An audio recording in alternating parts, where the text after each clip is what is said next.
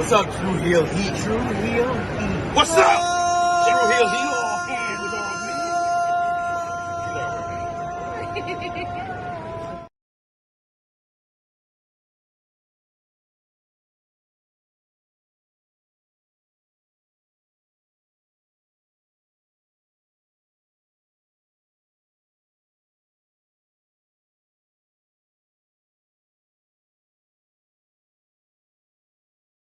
Hello everyone, it's the hardcore legend Mick Foley wishing a nice day to everyone there, right there at True Heel Heat. Yeah!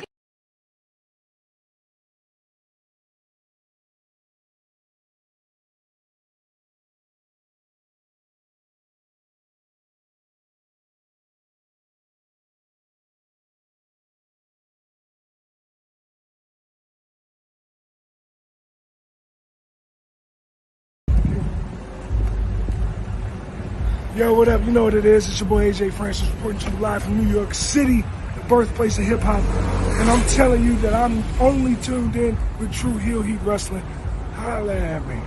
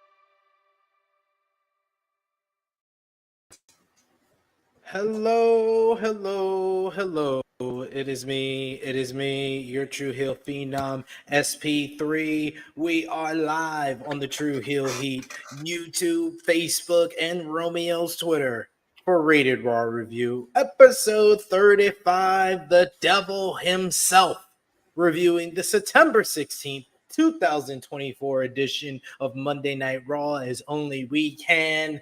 And to do that, for 4 weeks straight, my co-host here, I did the math yesterday when I was talking to the former co-host of Rated Raw Review. He was like, I've only been gone for 3 weeks. I was like, sir, this week makes 4. You've been gone for a whole month. But don't worry, filling in his shoes and making the shoes even wider for when he eventually wants to come into work and stops running from the grind and runs back to the grind. It is the man himself over at the Around the Point Network, content creator extraordinaire and expert politician, Chase Oliver. Yeah, I'm not gonna that Chase Oliver guy. So if you don't know, he posted a picture, and it said, "I am gay and I am armed."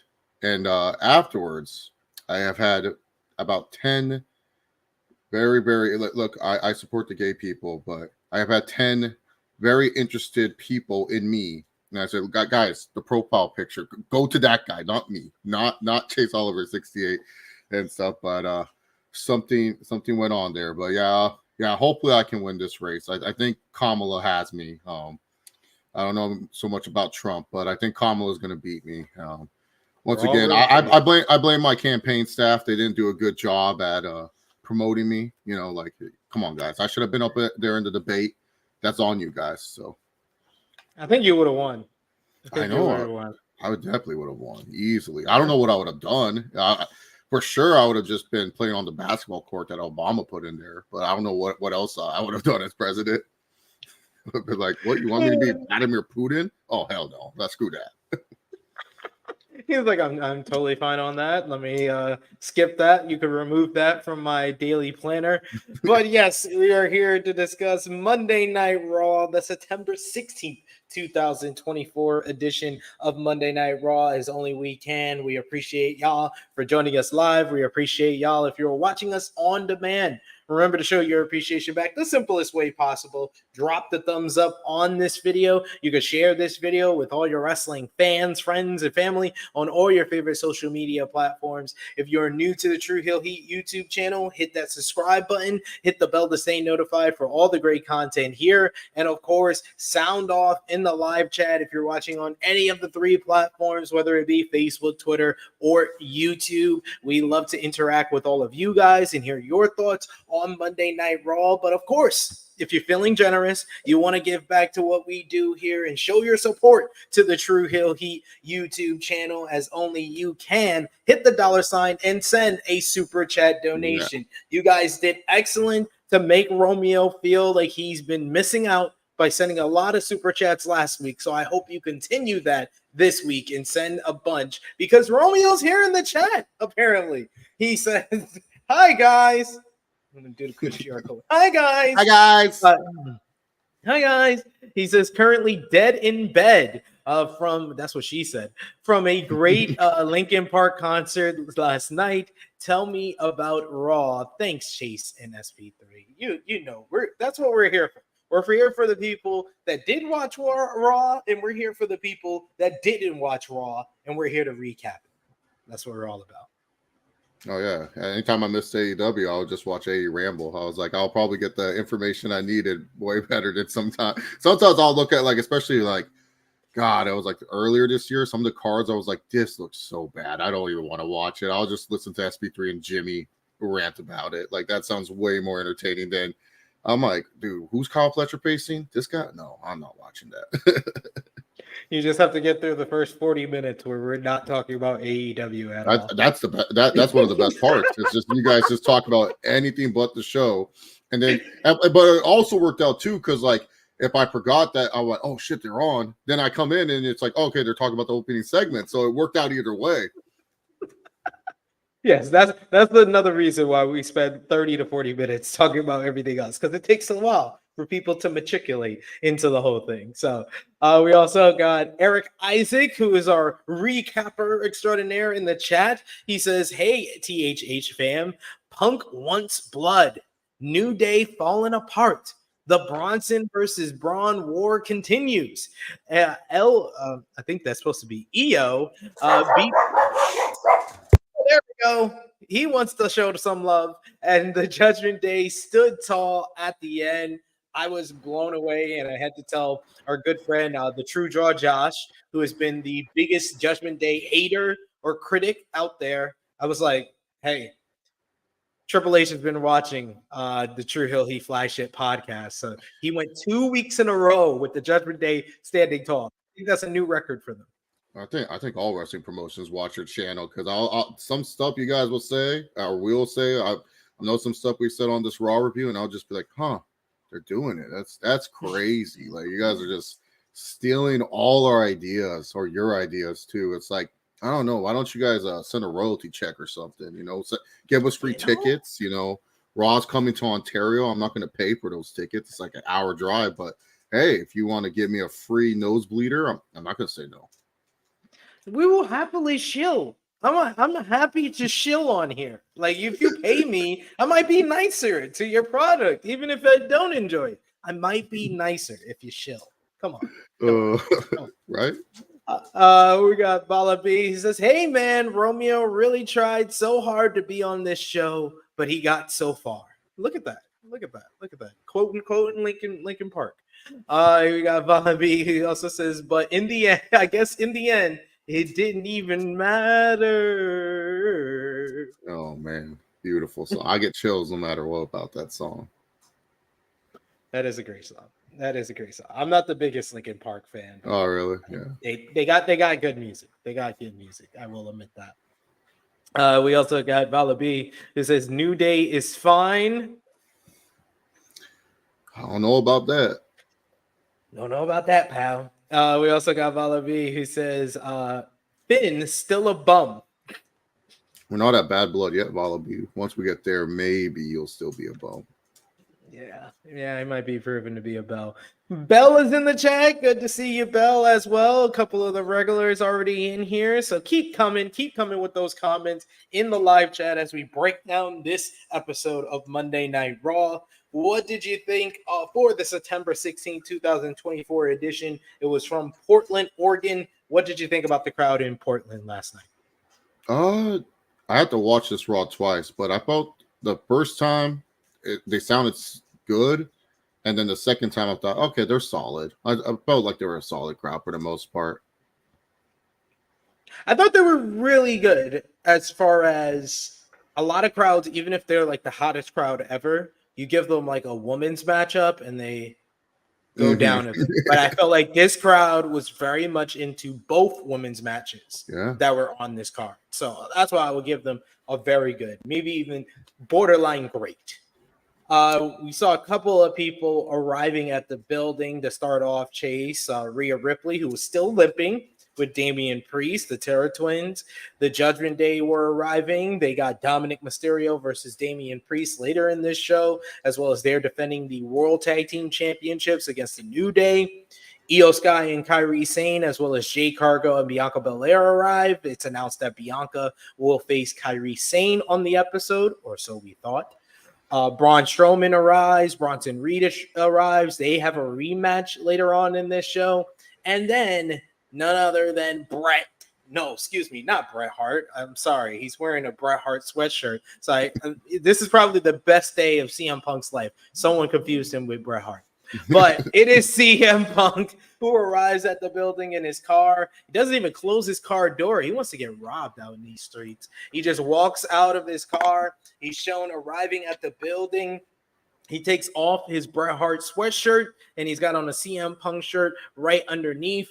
The camera followed him through the parking lot all the way to the entrance through gorilla position, and CM Punk comes out to a loud ovation from the Portland fans. We heard CM Punk chants as soon as he arrived at the building. He's looking very determined and stern coming to the ring. Punk spoke slowly and deliberately throughout his promo to talk. He said people asked him all the time how many more matches he had left. The answer would make some very happy and others wildly disappointed. He says that he had way more matches left than you think. The crowd cheered for that line. When Punk returned, he said that he was not there to make enemies, but he also didn't necessarily feel like he was there to make he wasn't there to make friends, but he says that he wasn't exactly there to make mortal enemies either, but that's exactly what he's done in Drew McIntyre. The only way to end things with Drew McIntyre was inside Hell in a Cell. He says it was naive of him to think that this was over just because he touched four turnbuckles in Berlin. But he says McIntyre was also naive to think that it was over after he attacked him in Chicago. And he says that it should have been over after he attacked him again and sent him to the hospital a second time 2 weeks ago. But Punk says he's just too damn stubborn for that. People asked him how many more Hell in a Cell matches he had left in him. And he says the honest answer was 0. His little sister has told him not to do this. His wife has begged him not to do this. The angel on his shoulder begged him not to do this. Punk wanted everyone to know exactly why he was going to do this, because the devil had basically told him he was going to do this. Punk once told McIntyre, he was standing right here in this ring the last time they were in Portland, when he told McIntyre that if he's pushed far enough, he can become the devil himself. Well, the devil was here, and the devil in his heart told him that the only way this ended was in Hell in a Cell. The same heart that McIntyre promised that he would make sure stop beating. But Punk looked into the camera and he said, Drew McIntyre, I can't promise you I'm going to kill you, because I won't make promises that I cannot 100% deliver on. So here is my promise. I'm going to make you bleed. And I promise that you're going to have to kill me, because I am prepared to die. I am prepared for my heart to stop beating. I am prepared for this to all be over with. I had a great career, and if this is the end, so be it. I am prepared for this to be the end of CM Punk, and if you're prepared for this to be the end of Drew McIntyre, then I'll see you in hell.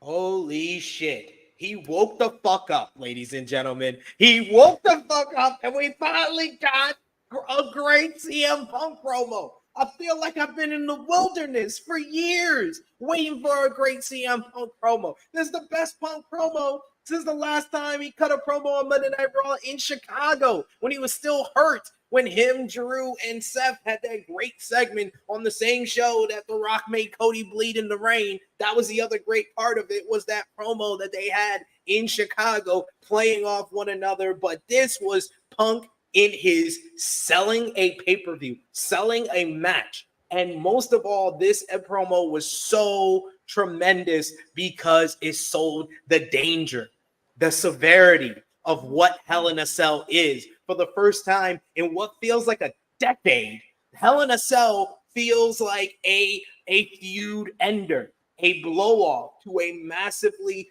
personal and bitter rivalry. And it's making me feel like, yes, I did. When Punk said he promises to make him bleed, I'm like, holy shit, we're going to get blood in a Hell in a Cell? Like, I believed him. I believed every word he said. This is the difference between CM Punk when he's locked in and he has a goal and a focus in his promo, between that and CM Punk, hey, it's a great night to be in Portland on the Monday night. And I don't believe any of that shit. This I 100% believed. It sold the rivalry with Drew McIntyre. It sold the danger that is Hell in a Cell. And overall, it sold bad blood. This was tremendous. What did you think, Chase? Absolutely loved it. Yeah, I knew it was going to be a banger. Once I saw the bag underneath Bill's eyes, I said, this is going to be a CM Punk banger. He's stressed. He's upset about something. Something's going on, and he sold it. This is what we needed. This is all we need from CM Punk. Not this happy-go-lucky guy. This is the CM Punk I like. And, man, like you said, I can't remember the last time a Hell in a Cell actually was like a feud ender or actually meant something. It's been quite some time, to be honest, like, because normally they just use this for like, oh, let's just throw it in there because we have a pay-per-view named after it, so we gotta have the match. It's like we can't not have a Hell in a Cell match. But yeah, no, this absolutely fantastic, and I think the match will over deliver what people may expect from it from a WWE standards. I'm not saying they're going to pull out syringes and concrete blocks like Hangman and Swerve, but I do think that we're going to see a little bit more, because Punk, one thing about him, man, he's such a carny. He loves going for all the hardcore stuff, man. Like his body, it doesn't care that it's held by hopes and prayers. He will do whatever it takes to just like bleed and do all this stuff. So very excited now for the Hell in a Cell match. I mean, way better build up than the whatever that strap match. Like this is going to be great, and I can't wait till Drew comes back next week and he's able to retort what CM Punk said. So very good stuff. Loved it. Yeah, I think they've really very much done a great job of piecing out the build to the Hell in a Cell. They had the big angle to set this up with Drew attacking him and finally breaking the bracelet. And then, Drew kind of changing his focus to Wade Barrett, and then Pierce introducing the matchup. And then this great Punk promo to set up next week, Drew with a retort, and then probably the week before the pay-per-view will finally be them face-to-face ahead of Hell in a Cell. This is what we needed. They have brought me back and brought me back into the praise of this rivalry as the feud of the year for WWE. It feels like we are 2 weeks away from the real blow-off that puts the cherry on top of this being the best feud in WWE this year. 100%. I don't think any other feud in WWE could top it. Yeah, I think the only one that is, but it's pretty much over unless it's going to come back again, is Roman and Cody, or Cody versus the Bloodline, because that's been all year. Yeah, I think that might be the War Games match with Cody. Cody's going to be a fake Bloodline member. He's going to act like he's invited to the cookout there. So. Sami Zayn's a Samoan cookout. He's going to be doing the dance up to Moa. Romeo asks, how's Testatori doing to you? What do you think about Joe? I thought this was his best episode. Like, I think he finally realized, I'm not on ESPN calling college football, and I have to be like super professional. Like he was just having fun this episode. So I thought this was his best episode, especially calling the matches. He was having fun. Like, I felt it was like a legit band with a legit announcer voice, just having a good time last night. So, yeah, I thought Testatori, this was his best episode by far. Yeah, I agree with you there. We do have a super chat donation. Thank you so much, Chuck Berries, for the support. He says, my birds let me down last night, but I know that you gentlemen will not with your breakdown of last night's Raw. This is what we're here for. We're here for anybody who decided to choose Monday Night Football over Monday Night Raw. We're going to break it all down for you and tell you the segments and the stuff you need to see from the episode. But this is one of them. CM Punk in Portland. He brought that Roddy Piper pissed energy, that intensity that I've been wanting from Punk for months. I've wanted this from Punk. I need more of this. But thank you for 100%. The super chat, Chuck. Thank you for the support. Yeah, Chuck Berry's Nick Sirianni's an idiot. I don't know what this guy's thinking at the time. He ain't thinking. That's the issue. We got Chuck Berry who says, haven't seen Drew bleed in a match yet, so I'm kind of intrigued. That is true, because Drew's been mostly a part of this PG era of WWE. Yeah, I can't think of a TNA match where he bled. No, I don't really remember that. I remember his matches with Bobby Lashley, but I don't think they had any blood in those. Those were like WWE matches in Impact Wrestling at that time. Romeo says, no more fluff Hell in a Cell matches. This is going to be brutal. Absolutely. I would say King Ellie, that's one of the best fluff Hell in a Cells. They're one of the best Hell in a Cells without it being like the brutal, bloody Hell in a Cells that we grew up in the Attitude Era, Ruthless Aggression era. I think the best two have been Edge and Seth and Cody. That didn't didn't feature any blood or anything like that. What about Taker versus Brock in 2015? I love that match. That's one of my favorite ones. It's kind of an inferior version of their 2002 matchup, though. Where he busts Taker open with the steel steps, and Taker has that fucking gusher. There was nothing they could do in 2015 that was going to top that. Didn't you love the story how Brock couldn't hit any suplexes the whole time? I was enthralled. It was just a giant cage blocking my view, but I was enthralled the whole time. I think the worst bluff Hell in a Cell match is Edge and Finn. I was there live for that one. I hated Edge versus Finn. Like, I was so pumped. I'm like, they're putting this in Hell in a Cell. I just remember that for the cut that they had to fucking bandage him up in the middle of a fucking Hell in a Cell. Yeah, and SoFi Stadium took away the the big board, so we couldn't see what was going on. We were just like, I had to turn on Peacock just so that way I could know what the hell was going on during the match, because I was like, what's going on? Did they stop the match? So I had to hear the commentary team bluff their way through that. Yeah, good point. But yes, keep coming with those super chat donations and those comments in the live chat. We appreciate it. We go backstage to Kathy Kelly, who interviews Sheamus about Pete Dunne.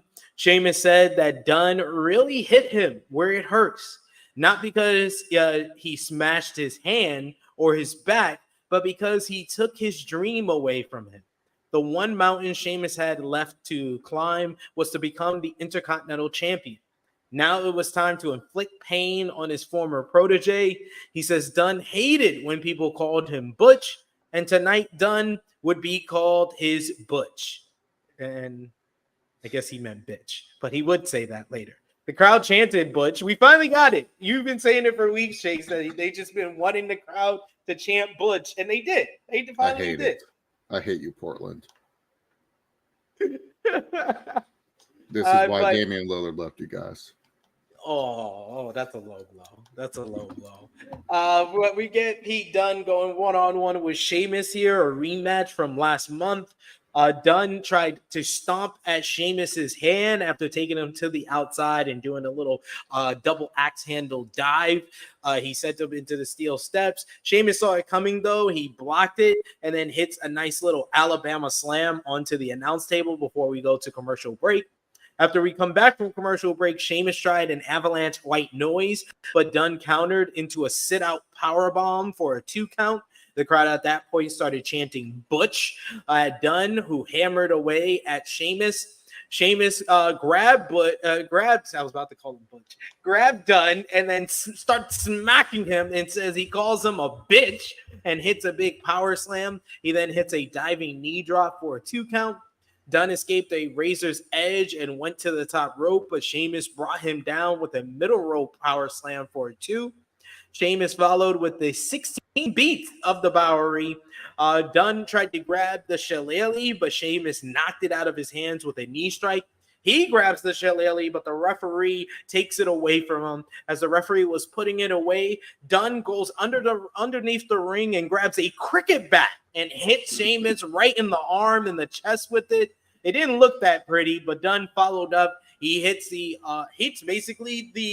bro kick on Sheamus for the 1-2-3. Pete Dunne getting the victory here. This match went just over 11 minutes. I thought it was a good match. The finish didn't look that great with the cricket back shot. It would have been better if, Sheamus stuck his head in between the ropes and then Dunne hit him that way instead of hitting him just at the ropes where he hit mostly ropes instead of Sheamus. But it worked out well to give Dunne a tainted win over Sheamus here, and this feud is far from over. What did you think about this opening matchup?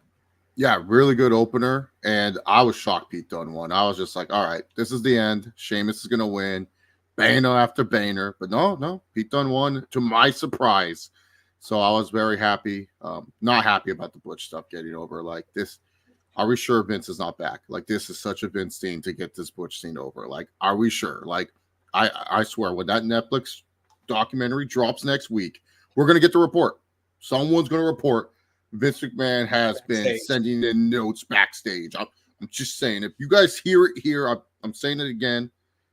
I hope it's not the case. But yeah, I know, really good match. I'm happy Pete Dunne got the win. Most likely Sheamus will win the overall feud, but I'm glad Pete Dunne got the win. That's the most important thing because I like Pete Dunne. Pete Dunne's a good wrestler.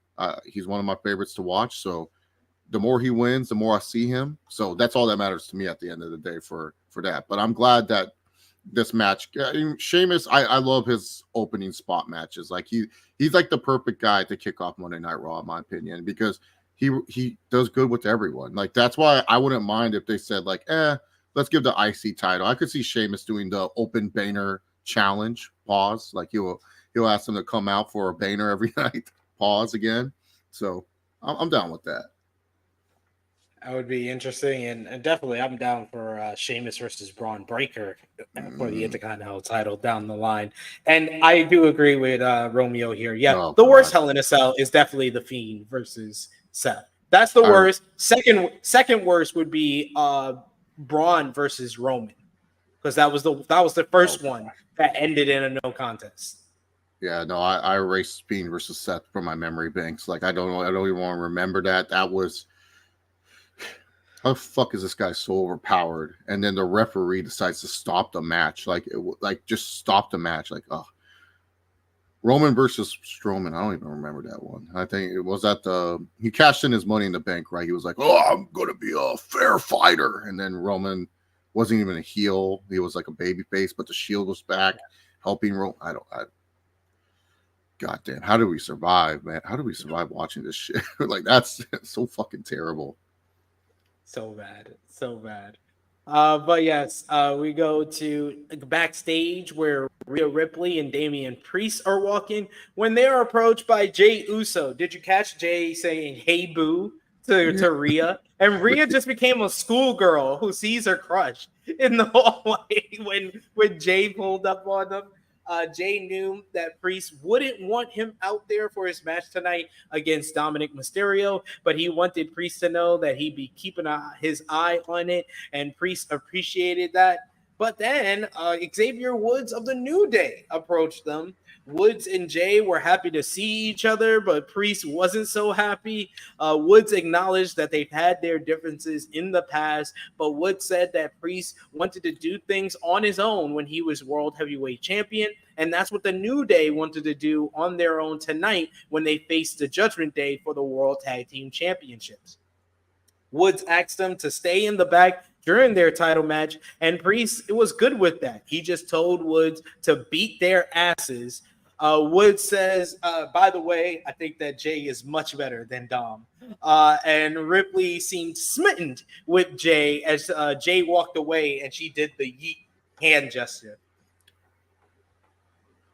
If I'm Buddy Matthews and Jey Uso's wife, I'm not enjoying any of this. No, if I'm Buddy Matthews, I'm not enjoying any of this. Like, fuck, first you put her with Dominik Mysterio, and it's like, come on, man, my girl's better than that. Wouldn't punch that low.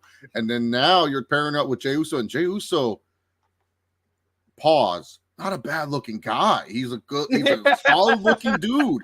So it's like, damn, what the fuck? Why you keep doing this to my lady? And stuff. But Rhea really showed good acting here, right? Like, she's definitely looking out for that career after, for sure. But yeah, no, I'll have more thoughts about the Woods stuff when we get to that segment, but later on tonight. But yeah, no, I thought this was a nice little backstage segment between them.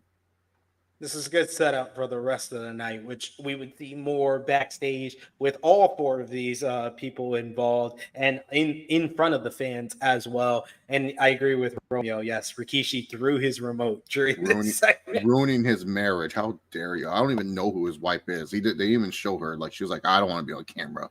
And it was like, just show my kids saying that I'm going to lose to Roman Reigns. That was my favorite thing.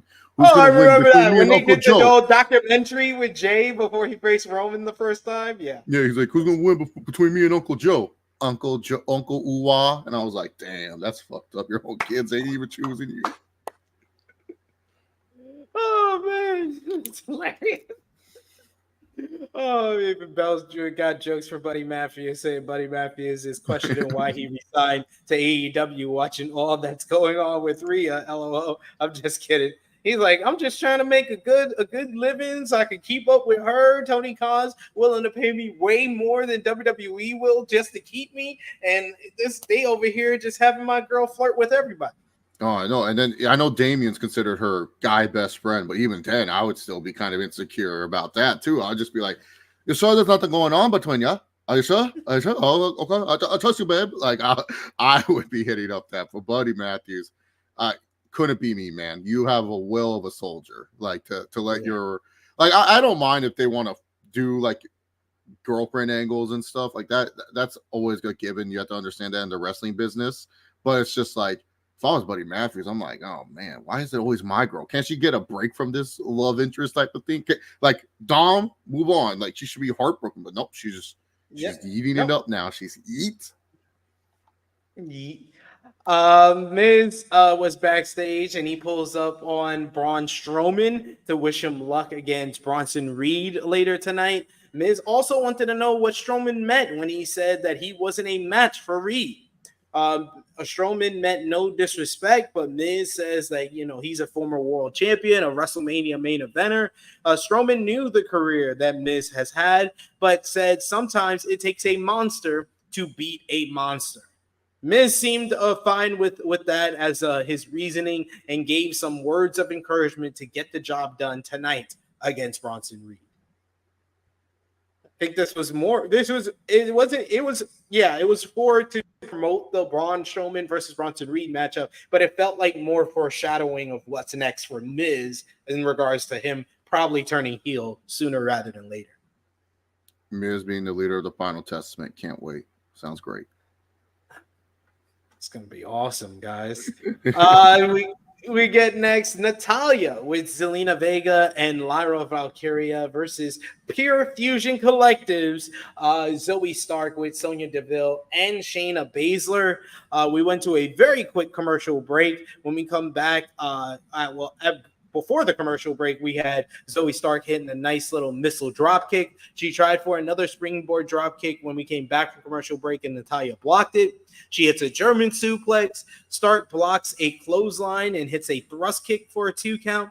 Natalya countered Zoe's finisher and tried to get the sharpshooter, but Stark was able to counter a sharpshooter. We get a series of cradles until Natalya hits the schoolgirl for the 1-2-3 to pick up the victory here. Natalya back-to-back victories over Zoe Stark and Pure Fusion Collective. Zoe Stark and Shayna and Sonya were not too pleased following this, but I was like, God damn, are you all pushing Pure Fusion Collective or not?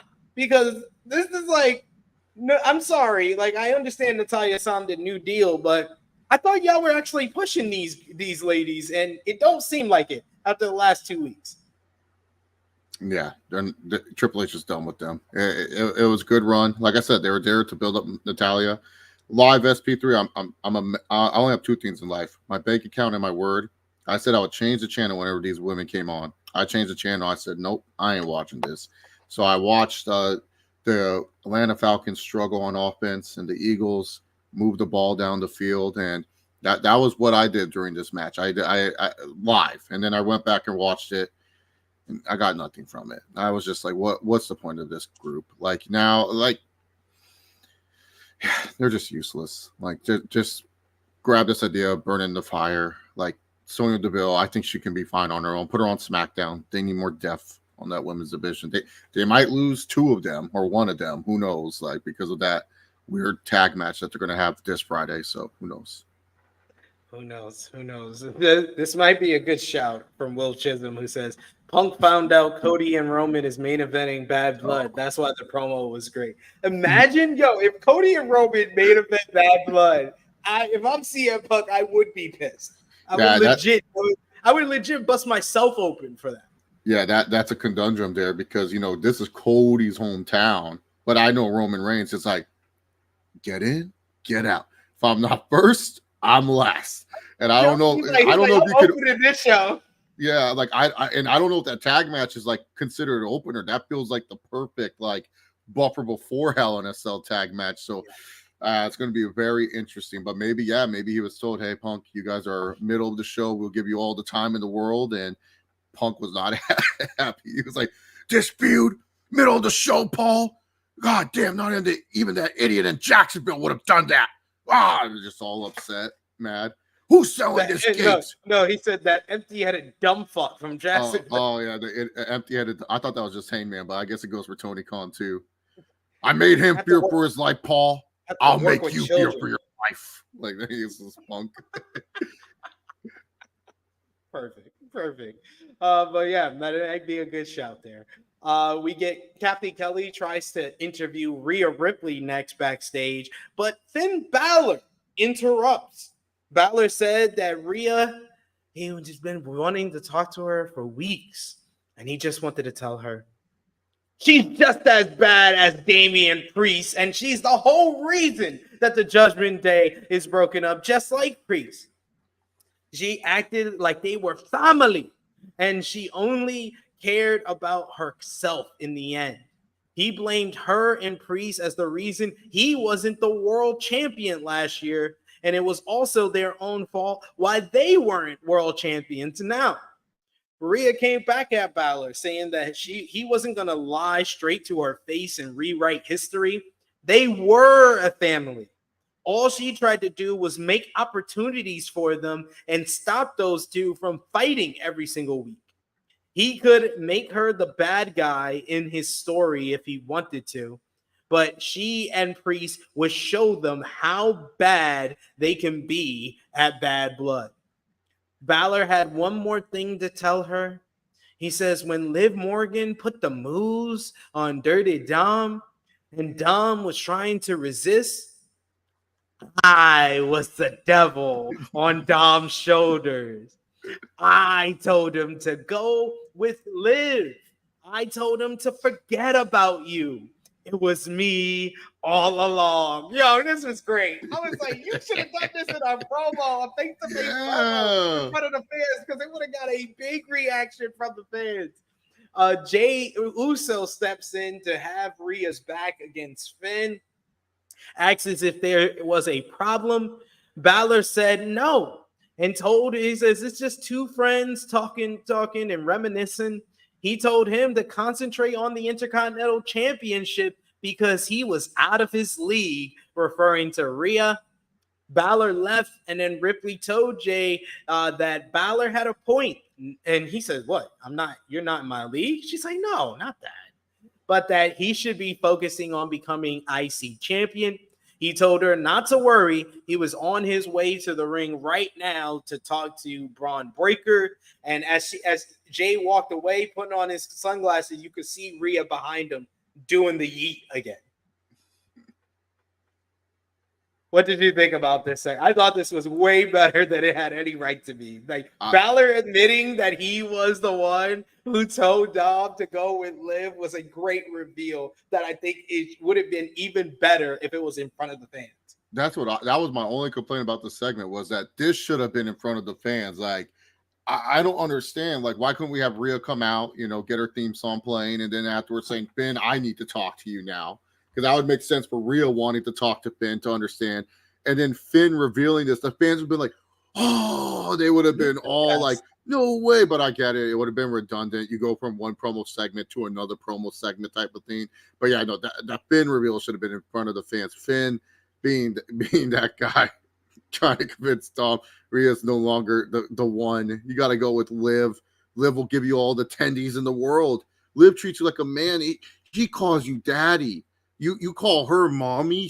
Does mommy ever call you daddy? No, Liv calls you daddy Dom. And then, oh man, I could just picture those segments. I need those segments. I need those segments where Finn was coercing Dominik. Like, I need the camera footage of Dom saying, I don't know, mommy, screw mommy. And we need Finn to do, and you would probably get this because I think you've told me before you watched it at this time.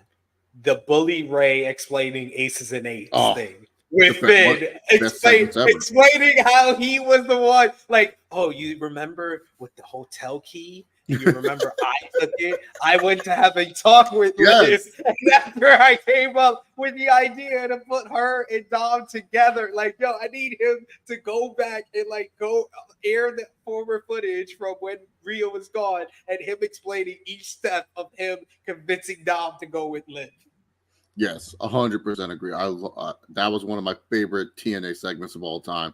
Bully Ray, like, I was so like, this Aces and Eights is stupid. Minute Bully Ray turned heel, I was suckered back in. I loved it, and that would be perfect, showing all the footage, everything recreated. Do it, WWE. That right there sounds so much money on the table.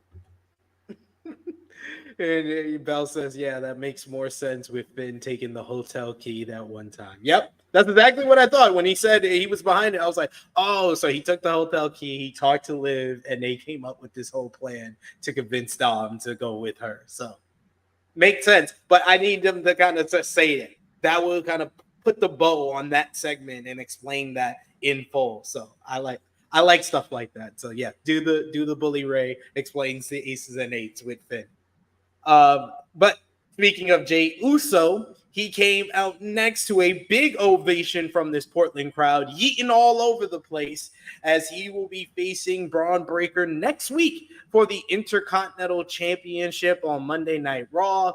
Jey gets on the mic and he cuts one of his yeet promos where the fans chant yeet between every sentence, and I hate it so much.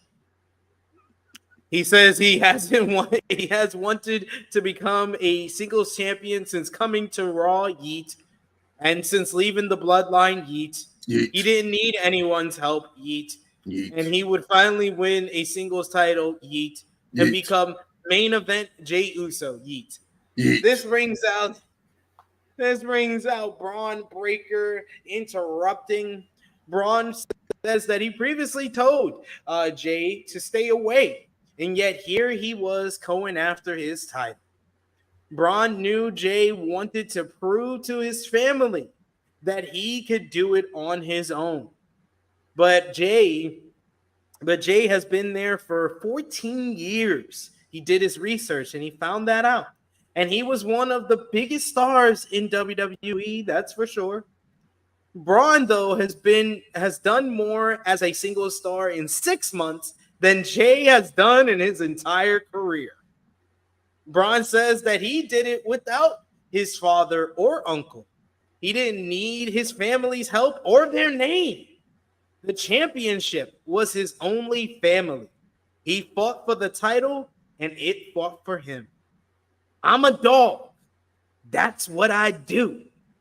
He would expose Jey next week because he was nothing without his family. They got face to face. The crowd chanting yeet for Jey. Jey removes his yeet sunglasses and gets serious for a moment. He says, I see it. I see it in you, Braun. You got that dog in you, Oos. Jey wouldn't take Braun lightly, but he let him know he's been winning championships for 14 years since Braun was still in diapers, huh? I was like, oh, this is Uso Penitentiary Jey. Okay, okay, Jey. Jey said he would not only just beat Braun next week, he would dog walk him next week. And Braun's reign would be as short as just like his short and sweet, just like his NFL career. And that got the crowd to go, ooh, I was even like, oh, okay. I was like, this is Jey Uso's best promo since coming to Raw. That pissed off Braun enough, so he got in Jey's face. Then he backs off and then sucker punches him with a right hand. He goes for the spear, running off one rope. Then he runs off the other, but he runs right into Jey Uso, hitting a spear of his own. A very bad-looking spear, but a spear of his own. Jey Uso stands tall. He raises the Intercontinental Championship and stands tall over Braun Breaker 1 week before they go one-on-one for the title on Monday Night Raw. This was very good, and I thought this was an excellent way to kind of cap off the build for this Intercontinental Championship matchup that they've really been building over the last month. Since Braun, beat Sami Zayn in the best 2 out of 3 falls matchup, they've been sowing the seeds for this Jey Uso versus Braun Breaker matchup and rivalry. And we're going to see the big matchup next week on Monday Night Raw. But man, it feels like this should be at Bad Blood. It just does. It just does. Like, Bad Blood feels like a show, despite having a Roman Reigns and Cody Rhodes versus the Bloodline matchup on the show. This should probably just be a Raw solo show, because you already have 5 matches from Monday Night Raw that you can do with the 3 matches already announced. One they're heavily teasing is going to be for Bad Blood, and this one, that's your 5 matches. You could have just made Bad Blood a Raw standalone pay-per-view. But I think that it's kind of booking malpractice that one of your most popular stars, one of your biggest merch movers in Jey Uso, is once again not going to be on a pay-per-view. He has not been on a premium live event since Money in the Bank, and that was only because he was in a Money in the Bank matchup. Like, really, the last time he was in a singles matchup on a premium live event was all the way back at Backlash in May. Like, we're going on 4 months now of this. We're going on 5 months of him not being on premium live events. And I think that's booking malpractice, especially with how popular he has been and sustained that popularity all this time. And the great build with the tournament, the Fatal 4-Way last week. That was my match of the night. And then this promo here, this feud should really be blown off at a pay-per-view, in my opinion. But what did you think about this matchup? And I thought this was Jey Uso's by far his best promo work since he's come to Monday Night Raw last year. Yeah, no, the intensity Jey had was so much better. This is the Jey Uso, along with his brother Jimmy, that I loved when they first started the Uso penitentiary gimmick. And so I really liked this promo. I thought it was a good promo segment between both guys. I thought Braun had some strong points. Like, I love, because for the longest time, there will be wrestling fans. Why does he just have the Steiner name? Why does he just have the Steiner name? And I feel he left a good point. I didn't want to live off my family's name. I don't even need that name to make myself a star. Braun Breaker's still kind of a bad name, but hey, he said a reason why he doesn't have the Steiner name. Thank you. That's all I need. Jey Uso cooking Braun on the mic, talking about winning titles while he was in diapers, talking about his short run with the Baltimore Ravens. Absolutely loved it. And then the only bad part of this segment was no way in hell do I believe Braun Breaker is getting speared by Jey Uso. Super kicked, sure. But that goopy spear, no way, no how. But yeah, no, this should be at a PLE. I'm hoping this match ends in shenanigans next week. And then we extend it to the PLE because, like you said, booking malpractice. A guy just released 3 new shirts, sunglasses. And he wore 2 of them. He wore 2 of them on the show. On the shop. And I guarantee you it's going to be one of the top merch movers. I guarantee you when I watch Backlash, I'm going to see a lot of pink Yeet shirts in the crowd. You need to put this guy on a PLE. Like you said, I don't understand. It's so easy. Someone turns on the PLE. They see the fans going crazy doing this with the Yeets. Like, how do you not want that on your PLEs where people can see that and say, I want to go to a WWE event because I want to Yeet with Jey Uso and stuff. Like, this is the one match where, because Raw's in Ontario, it's like an hour drive from me. I was like, do I go to Raw for this? Do I go to Raw for this? And then I remember Roman Reigns and Cody are not on the show. So I said, no, I'm not going to Raw for this. Roman Reigns with Cody, if they just announced, oh man, breaking news, Roman Reigns and Cody, I'll be like, all right, pay whatever resale ticket price. I'm driving out to Ontario, California, beautiful Toyota Center, and I'm seated. But yeah, I hope this match ends in some shenanigans, Judgment Day BS or something, where Adam Pearce says, oh, well, that was not a way for you to retain your title, so rematch at Bad Blood. Something like that.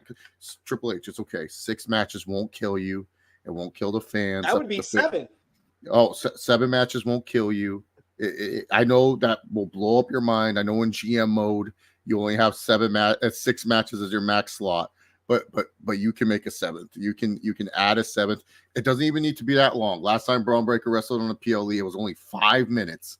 You could do that. If you want to make this the work rate version of their match, and then the next match is just them, Braun Breaker dog walking Jey Uso. As long as we get the Yeet entrance, that's all I care about. The fans will love it too because this will get heat on Braun Breaker. They're pissed that their favorite Jey Uso couldn't win. Yeah, no, please put this on the PLE. And it's also weird. It's not even is that the go home show next week? My dates are all mixed up. Yeah, that's weird. Normally puts that out the go home show. Why is it on a random? I get it. There's 2 Monday night games next week, so maybe he's trying to book against that, and they're pretty good ones too. So yeah, that's what I think it is. It's all about the competition there. We got Bell who says, honestly, most people's spears these days look bad next to Braun's. He just has my favorite one currently. No, Bell, you're getting what I'm saying wrong. Jey Uso has a historically bad spear. Like, it's up there. Like, there is a competition for worst spear of all time between Jey Uso and Edge. Yeah, like, Edge just hugs people. Edge just hug people. But all Jey Uso does is like a takedown. Shoulder tackle. It's not even a spear. It's a takedown. That's all he did there in this. It's like historically bad. And the Samoans have been So Solo Sikoa did a really bad spear. Like, but there are really good ones right now.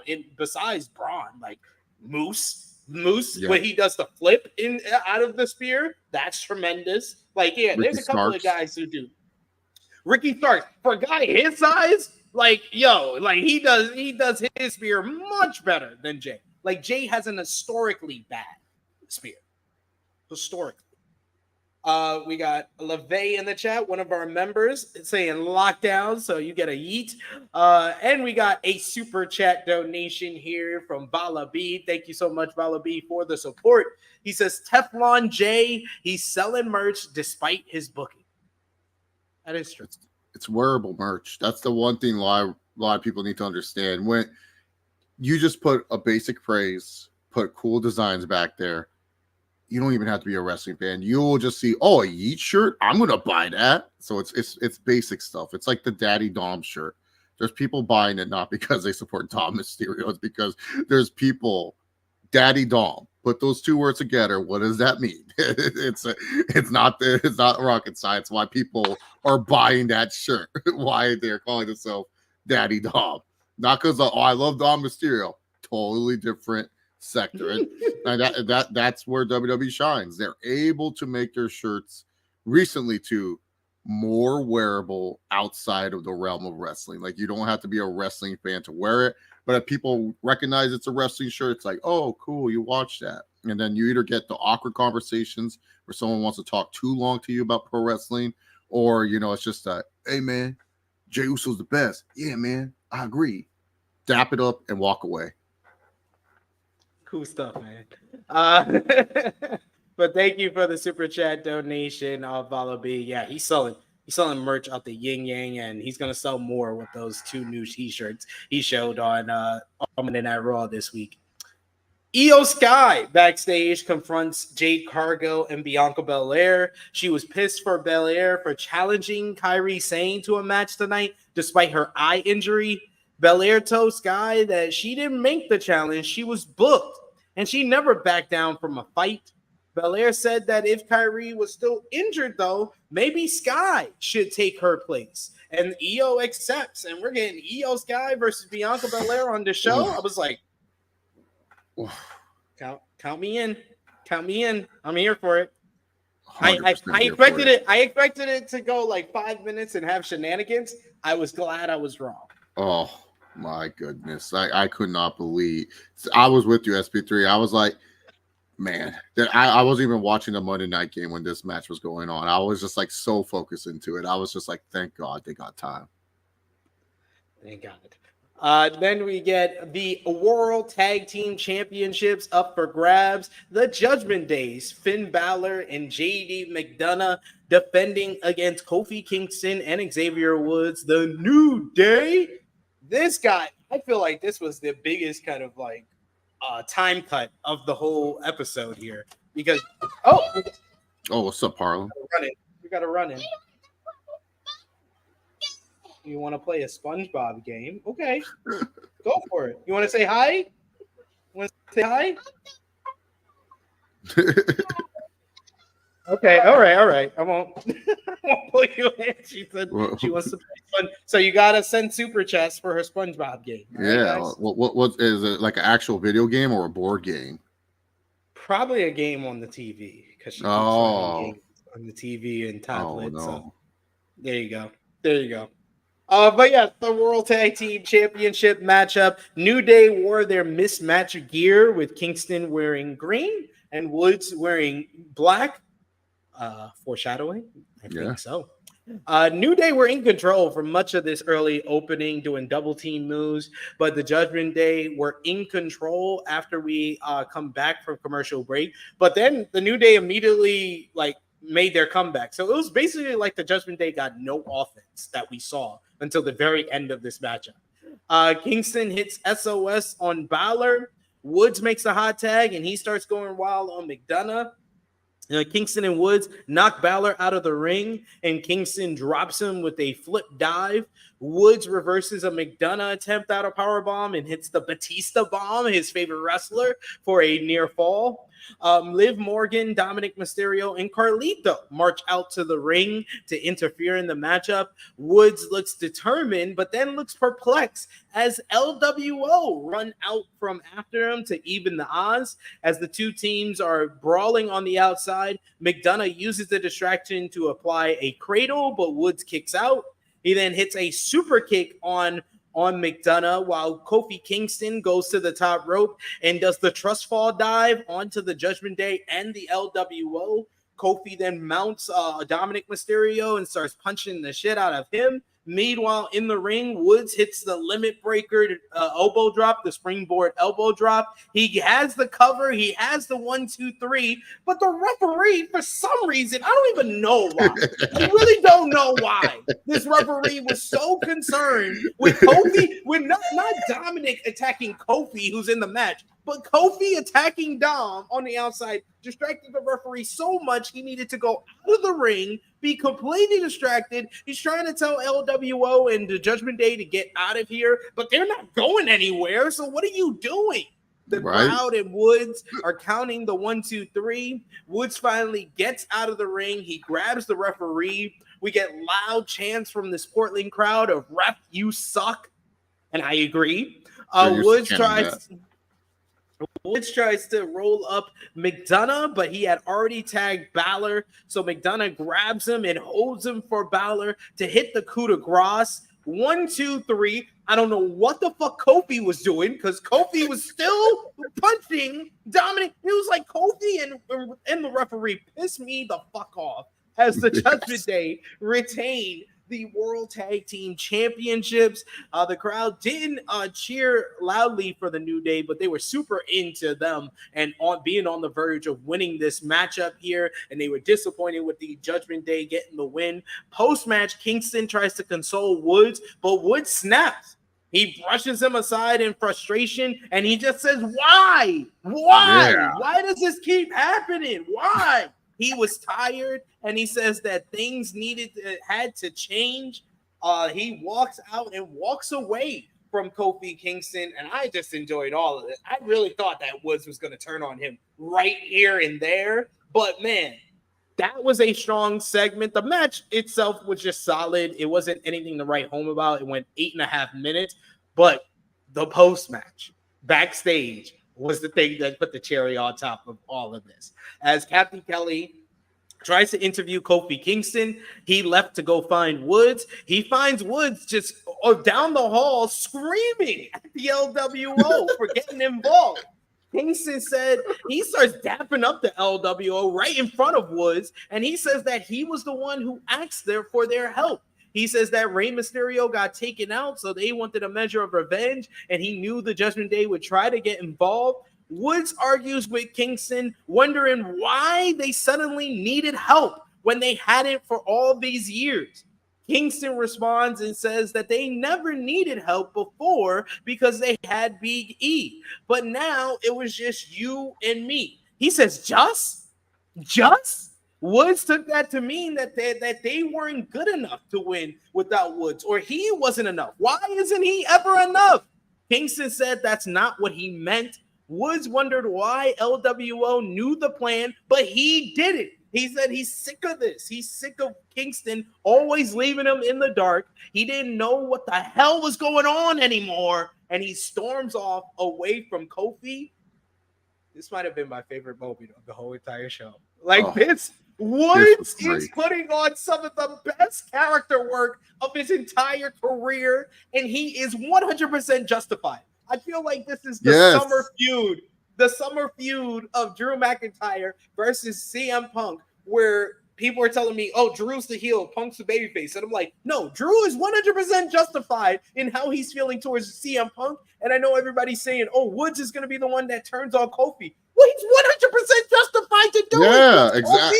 He's not telling him shit. His decision making is very flawed, and he's not telling him what he has planned. And I 100% am with Woods in this whole situation. Yeah, no, Kofi's being like your one homie, where you're like, oh yeah, we're going out for drinks and stuff like that. Oh yeah, for sure. Then all of a sudden, you see that one dude, or you see your ex at the bar. And you're just like, oh, yeah, bro, I thought it was just going to be us. You didn't tell me that so-and-so was going to be there. And it's like, I thought you'd be cool with it. You guys are cool, right? It's like, no, I'm not cool with this dude. And I'm not cool that you're talking to my ex and bringing her at the bar. Why the hell are you doing this? I felt Xavier Woods here. And it just made me realize, why did we need Karrion Kross and all this shit? Like I get it. Maybe it was a catalyst into making Woods think this. I'll give him some props there. But, man, the match itself was solid, like you said. This is where my friend, he actually texted me, WWE needs like a rule, like the NFL or the NBA, they have those rules analysts like, all right, so what happened on that play? Why is that not a penalty? Or why are they reviewing this play? They need a referee analyst. Why did the referee the read? Like, and Wade Barrett asking the same question, who has been a competitor in many tag team and six-man tag match. If he's asking a question, this is where you confuse audience members, because audience would probably think, oh, maybe Kofi is the legal person. No, Woods was clearly the legal person. But the referee was so focused on Kofi throughout when Kofi was about to do the dive and everything. It's just like you need a WWE rules referee. Like if Charles Robinson's tired of taking bumps, have it where it's like, and we're going to take it to Charles real quick. Charles, why did the ref check that? Well, you see, when there's a mob of people there and Kofi, since he's one of the participants, we got to make sure Kofi Kingston is okay after the dive. Still a stupid reasoning, but at least you're trying to explain it to the audience watching. Why is the ref being an idiot? Like that's what pissed me off. Even Joe Tessitore, he was pissed off with the referee. He's like, he got the cover.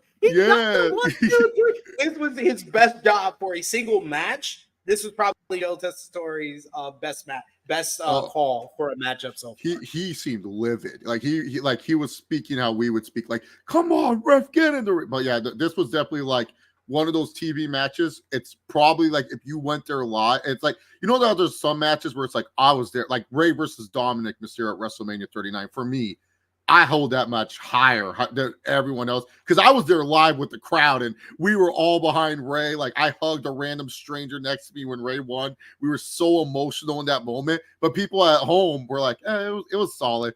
I'm sure if you watch this match live, I thought it was great. It was great. One of those matches where people are like, that was a good match. But us at home were like, that was solid. But yeah, no, this was I love what Woods is doing. And don't forget SP3. We gotta remember Triple H has this map. We have to wait till WrestleMania. Gotta build time, SP3. I can't do everything all at once. I already have 5 feuds on Raw, 4 on SmackDown. I can't do everything, man. What are you expecting from me?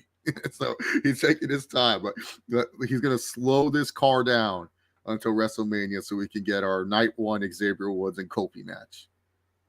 I think that I'm more optimistic that this is not the end of the New Day necessarily. I think they can go in the direction where you get the Big E return to bring them back together.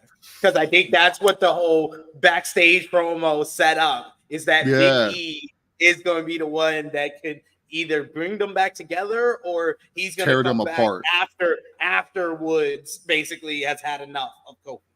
Yeah, because they've done a great job at not mentioning Big E at all during this whole time of his absence. Like they haven't, and finally they name dropped him, and that's what set Woods off. Where he's like, "There it is." I love what he said. That's sarcastic. There it is. There it is. I was like laughing my ass off. I was like, because that's how I would react if someone said something like, "I'm like, there it is. You said it. You had to say it. Why? You had to go there. You had to go there. Could have just left it alone, but no, you had to say the words Biggie. Beautiful. Beautiful stuff. Valaby, good shout saying the 10-year anniversary at Survivors.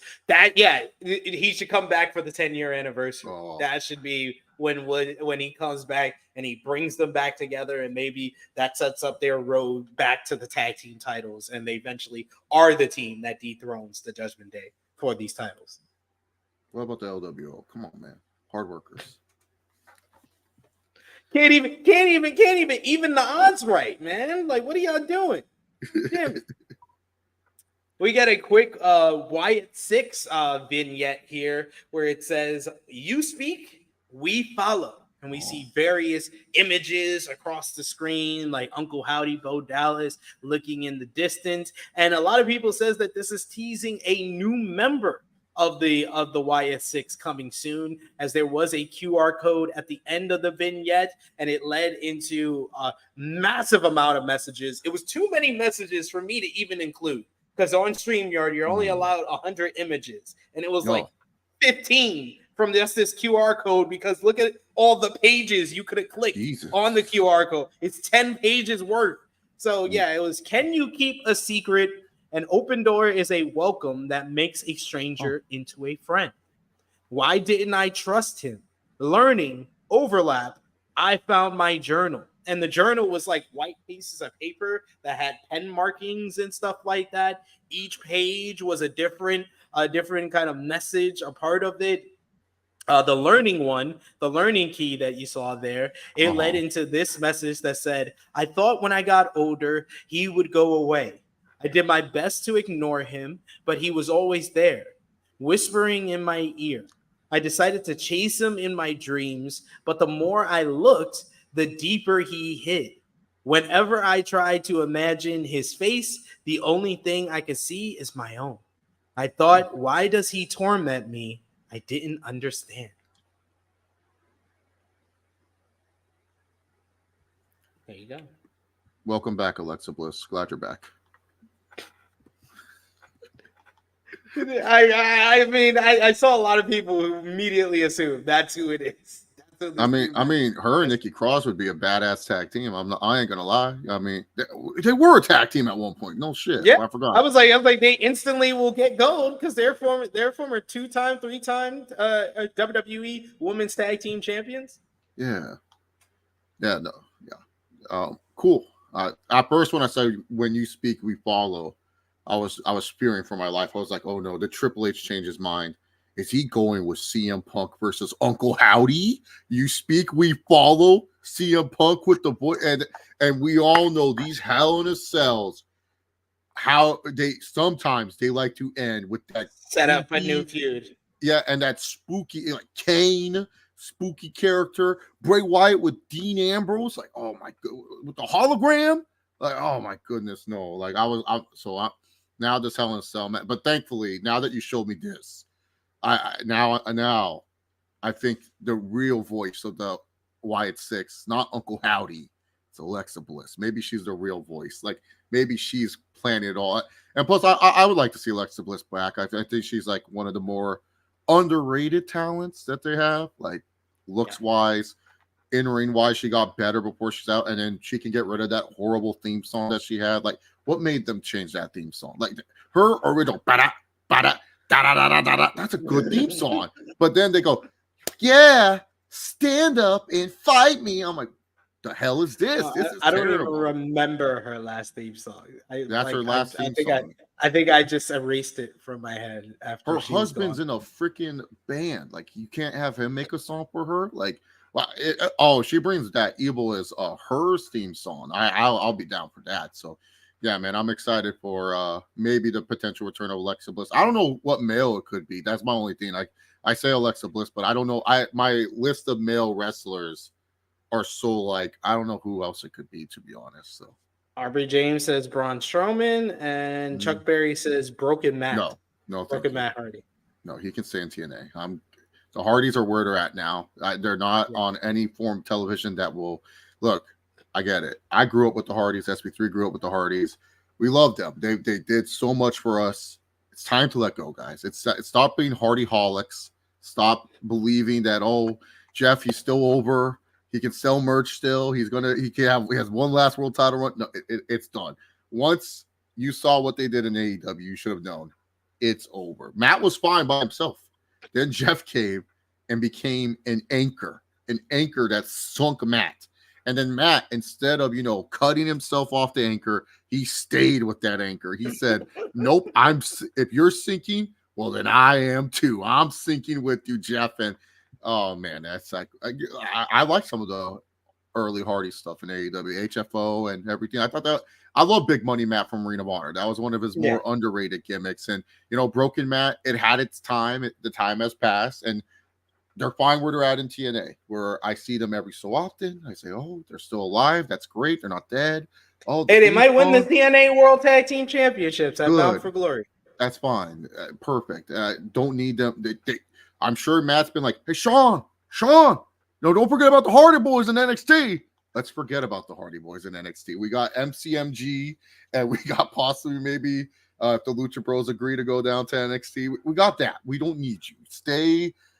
I would like ABC and TNA in NXT, not the Hardy Boys. Like, I don't hate the Hardys at all. It's just you just gotta learn to let go. Not everyone can be like Christian and Edge, who when they get older they get better. Like, not everyone's like that. Matt and Jeff. And those guys are so much different from what they were in the Attitude Era. Oh, it's 100%. really like Matt and Jeff are trying to relive what they were in the Attitude Era. Yeah, especially with the music and everything.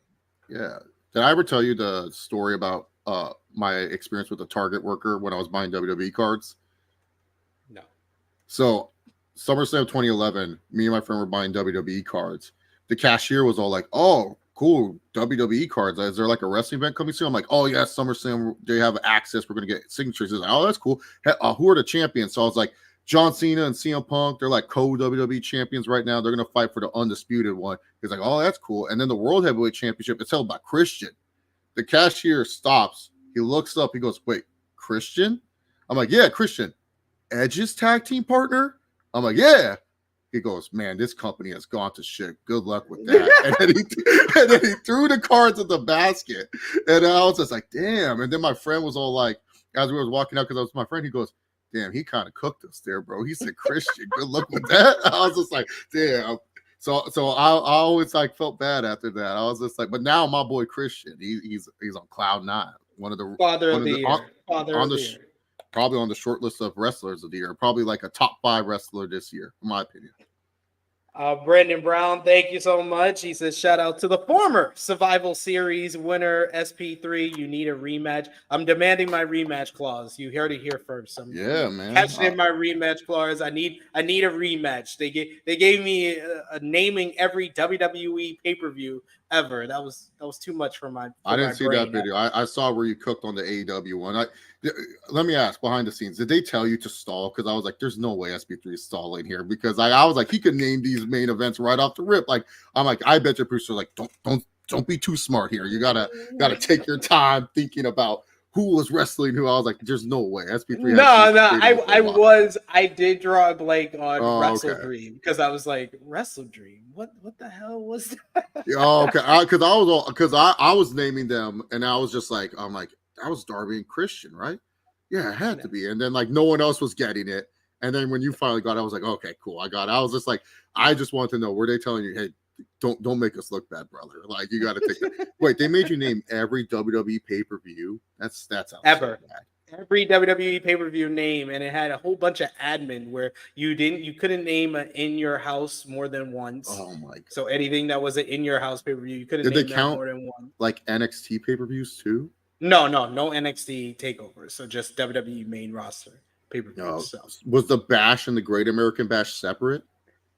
No, that's it's no variations, because I got a strike for saying Greatest Royal Rumble, because I don't consider Greatest Royal Rumble and the Royal Rumble one thing. There are two different things. Yeah, they're two different. Yeah. Yeah. Okay. Yeah. I appreciate the people in the comments who said the same thing. I agree.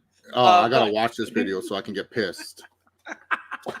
Thank you, Brandon Brown, for being a member for 11 months, going on a year. Thank you, good brother. Appreciate you. We also got Aubrey James, who says Jeff ruined Matt's career. God damn. Who would have thought that? Who would a year like 2, 3, 5 years ago, you would have never heard anybody say that. But that is crazy that's an argument. We did get clips from UFC 306 where Rey Mysterio and Dominik Mysterio attending. They also showed Rey giving Dana White his mask. Joe Tessitore says noted that Rey and Dom sat separately.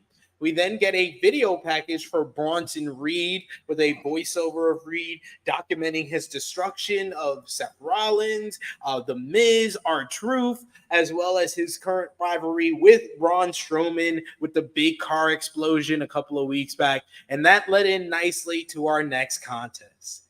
Bronson Reed versus Braun Strowman. And if the bell had rang, there is an argument that this is one of the greatest 3-minute matches of all time. Right? like the match technically didn't even start. But as far as all-time brawls, I think I'm going to remember this Raw for a very long time. As soon as Braun Strowman gets into the ring, Bronson Reed charges at him. Braun is able to move out the way, and Bronson Reed basically crashes into the turnbuckle, and the turnbuckle snaps off. The top turnbuckle came undone. The referee checked on Reed just in case. This leads to Strowman, who basically hits a big choke slam onto Bronson Reed. Bronson Reed rolls out of the ring. Strowman then says he's going for the choo-choo train and goes for the shoulder block. But Bronson Reed tosses a fucking him. Fucking fan. I thought that was fucking iShow speed. I was like, what is going on? Knocking him down. Reed celebrates his actions, but Strowman just gets back up and tackles him through the barricade. Wade Barrett just calls this the greatest 60 seconds in the history of our industry. The referee called for help as officials and other backstage personnel. They come. Reed tried to leave through the crowd, being escorted by the officials, but he waves on Strowman to come after him, and Strowman goes right after him. He chucks Bronson Reed onto a production case, and he just bounces him off of there. They go backstage where he eventually pushes Bronson Reed onto another production case. He's fighting off officials. He flips over a fucking golf cart backstage.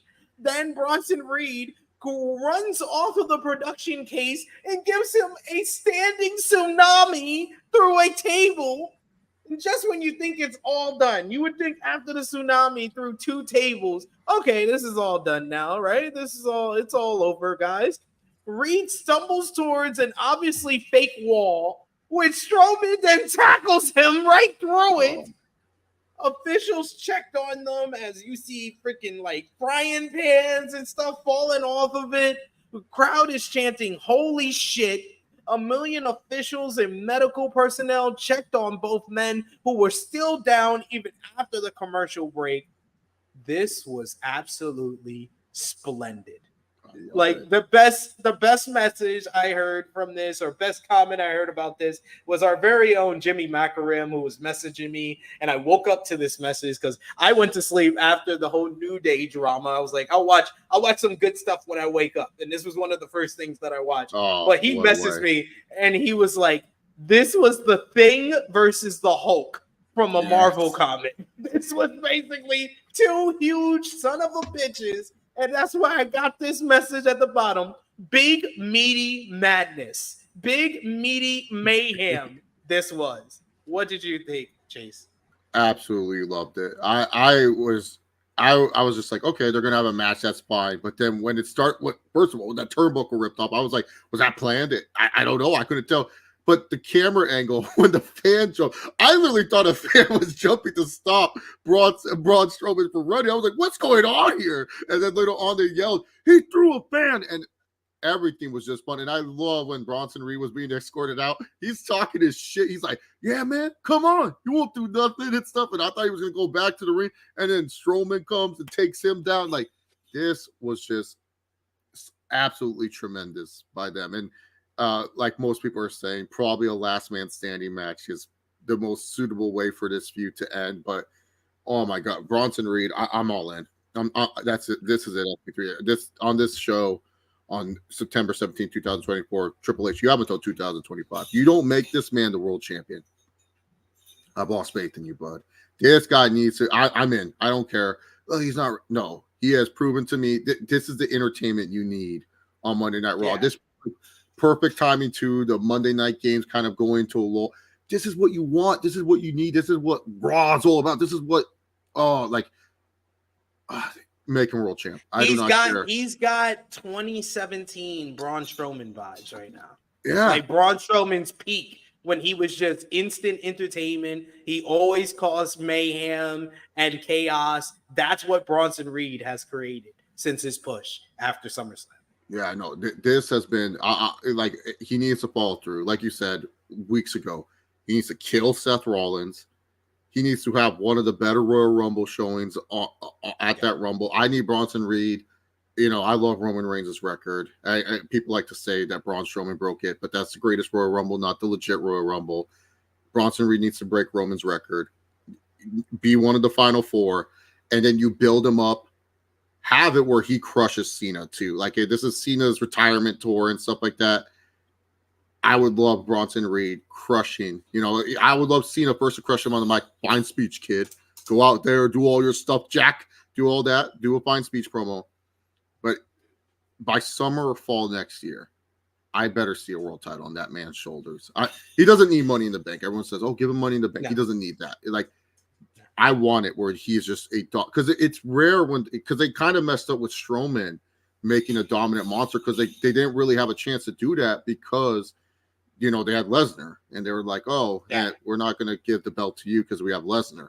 So, and it's rare when monsters come in wrestling nowadays. Like, we don't have too many monsters. Like, the only other monster that could replace Bronson Reed is Obafemi, and he's on NXT right now. So yeah, I need Bronson Reed to legit be like a world champion next year. If he isn't, Triple H loses a little bit of trust for me, because if this time next year, if I come on a Raw review and we're like, "Oh, well, The Miz defeated Bronson Reed and what was just a subpar match," I'm going to be so pissed. I'm going to be so pissed off at Triple H. Like, he already pisses me off, but this will be all time pissing off. Like, I'll be, this guy he just has something. I don't know.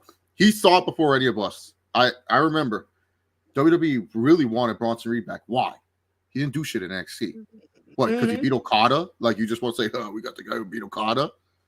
Like, why'd you get this guy? And now I'm seeing the vision. I see your vision, Triple H. It may have been blurry. You may have given me the wrong prescription at first, but now I see it crystal clear. I'm in. I'm all in. I've been all in. I've been all in since the Seth attack. I've been all in on this. Romeo was trying to argue with me. He shouldn't beat Seth when Seth comes back. He has to now. No, he needs to. We need Seth Rollins to come back, you know, be serious Seth, saying like, "You almost ended my career," and then have it where it's like, "Look, Rollins, you're a major star. You're like, I hate to break it to you, buddy. That world title reign was probably most likely your last until you become a transitional world champion for like someone else. Like, it's not a bad thing. You're already a major star. You're the perfect guy where it's like, hey, we need X wrestler to wrestle someone in a high profile match at Mania. Oh, Seth Rollins. Like, you have the potential to be the new generation of Mr. WrestleMania if you keep up your good work. You have that potential right now. You can be like Shawn Michaels later in his career. I need you to put over Bronson Reed heavy. I need this thick boy to be world champion. I don't know when, but I need him to be the champion. Totally agree there. Next up, we get Ludwig Kaiser backstage talking to a stressed out Adam Pearce, who wants to check on Strowman and Reed. Pearce told him that he's been working on Gunther's next challenger because he doesn't want to face Sami Zayn, even though he makes a great case. Kaiser is baffled at Zayn as a potential challenger when Sami's music hits. He was shown on the screen making his entrance. Pearce told Kaiser that Gunther should speak to him personally if he had a problem. Sami comes out to the ring and Zayn enters to a big reaction from Portland. He says all week he has been locked in on the memory of standing in the ring with Bret Hart in Calgary. He meant what he said last week when he called Hart his hero. Last week was very motivational because he heard what Hart said about what it meant to be a champion. Zayn wanted that to be him. He needed that to be him. He needed to become the world heavyweight champion. He needed to be the guy who defended his title week in, week out, because that was the kind of champion that the fans deserved. Huge ovation for Sami, big Sami chants. Unfortunately, the current champion, Gunther, has repeatedly declined his challenge. Gunther claimed Zayn was not on his level, but Zayn didn't believe that and didn't think Gunther did either. Zayn thinks that he's in Gunther's head because Gunther remembers what happened at WrestleMania in Philadelphia. Gunther knows that Zayn can beat him before, and he can beat him again. And Gunther was scared. That brought out Ludwig Kaiser, who interrupted. Kaiser called it nonsense that Gunther could be scared of Sammy. Gunther was the most dominant force in WWE, and if anything, he was trying to save Zayn from the worst embarrassment of his life. Kaiser called WrestleMania the greatest moment of Zayn's career. It was the first time Sammy's family looked up to him instead of down at him. Miracles didn't happen twice, so he encouraged Sammy to enjoy his moment because it would never happen again. Sammy said Gunther didn't need Kaiser to speak for him. In fact, he didn't need Kaiser for anything. However, Zayn told Kaiser he didn't need Gunther either. Sammy knew Kaiser had the same desire that he did. That's why he ditched his former tag team partner, Giovanni Vinci, but he wouldn't earn respect as Gunther's mouthpiece. Sammy told him to have the balls to speak for himself. This brought out Gunther after it looked like Kaiser was actually getting through. Sammy was actually getting through to Kaiser. And Gunther comes out. He says that he will address Sammy's challenge in a bit, but he asks Kaiser if he had anything to tell him. Before he can answer, he said he wanted something to get off his chest for a very long time, and he attacked Sami Zayn instead. Kaiser held Sammy. He hit Sammy with a deadfall DDT, his finisher, and then he held up Sammy for Gunther as he says Gunther answered his challenge, and he says his answer was still no. Kaiser and Gunther hugged and laughed at Sammy. Gunther leaves the ring, but Kaiser was held on by Sammy, who held on to his foot. Gunther told Kaiser to come with him, but Kaiser wanted to hit Sammy with another DDT, but Sammy reversed. He hits a big German suplex. Sammy gets into the other corner. He looks at Gunther, sending him a message as he hits the Aluva kick on Kaiser and lays him out to stand tall. Later in the show, we would hear from Ludwig Kaiser, who spoke to Kathy Kelly, and he says that he would expose Sammy in the ring next week.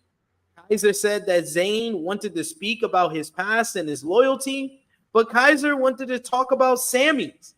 Zayn was best friends with Kevin Owens, but the two of them always turned on each other the second the other found more success.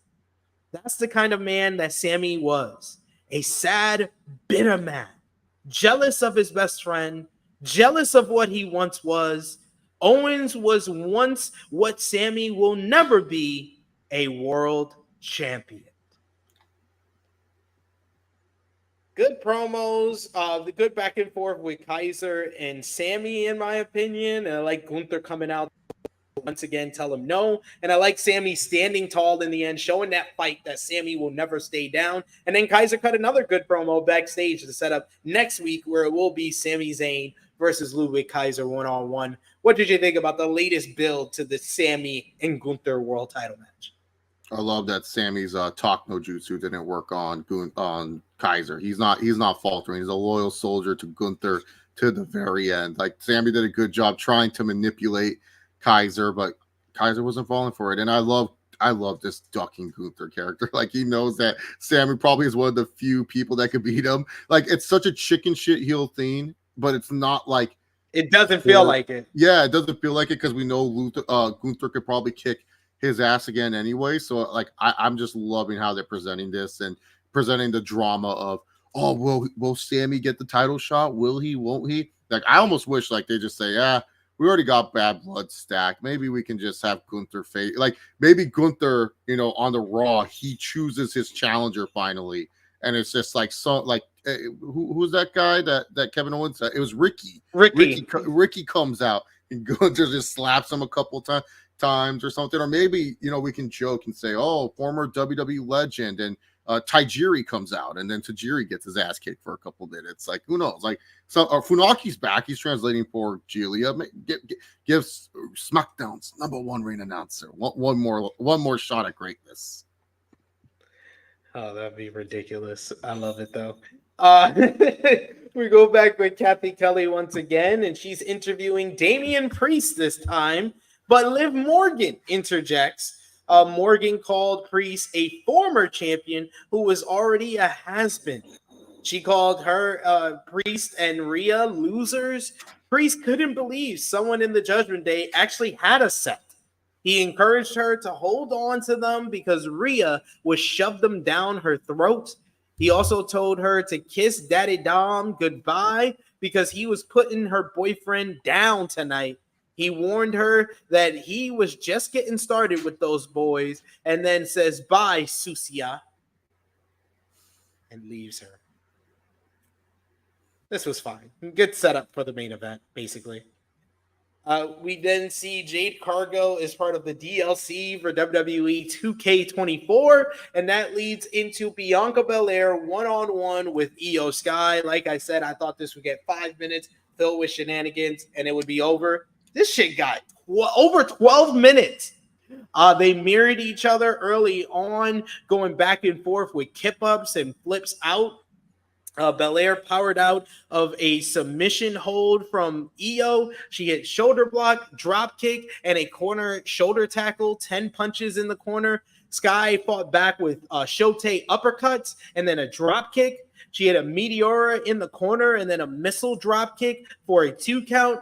Belair came back with a spine buster and then hit a standing moonsault for a 2. Belair tried for a press slam, but Io was able to slip out and hit a beautiful looking German suplex with a bridge for a 2. At that point, the crowd started chanting, "This is awesome," as these two ladies were cooking at this point with gas. We get a nice little a nice little tope suicida by Sky this time, and that got the crowd really fired up and into this one. Belair grabbed Sky in a vertical suplex position and carried her up the stairs, chucking her into the inside. That was probably the most impressive spot of the whole entire matchup. Got a big pop from the fans. At that point, Belair went to the top rope. She went for a 450 splash, but Sky was able to get her knees up. Sky went for the over the moonsault, but Belair cut her off and went for the KOD. But just as she went for the KOD, Sky was able to reverse it and counter into a small package for the 1-2-3. I thought that this was great. This was great stuff. Testator really put it over big at the exciting final stretch of this matchup. The closing stretch, the last 5 minutes of this match was absolutely terrific. It was just terrific back and forth action, displaying the great chemistry of these two ladies. While I thought, the early portion, there was some rough spots when they were trying to mirror each other, but as soon as we came back from commercial break, they just started cooking with gas. This was a very exciting way to close out this matchup and sets up Damage Control going after the WWE Women's Tag Team Championships. What did you think about Io versus Bianca? I absolutely enjoyed this.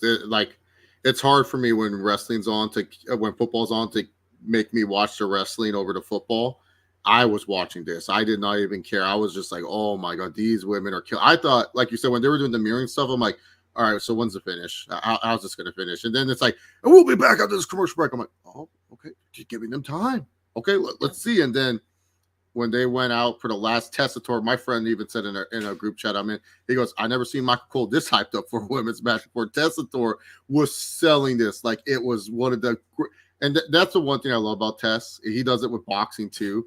He is able to, like, if you're not watching, if you're just listening, you would think, oh my God, this has to be the greatest fight of all time. But it's just, like it was just average. But he really put this over. And that's one of the best scenes about him is that he is able to put stuff over. Like, that was good action. What I want from the women on Monday Night Raw, especially women of the caliber of Io Sky and Bianca Belair, like, I want them to be able to go out and put on good matches like this. Like, this is a match that, between these two women, you expect really good quality, and the quality over exceeded. I thought it was just going to be an appetizer at best. Like, I was like, okay, we're just going to see them be athletic.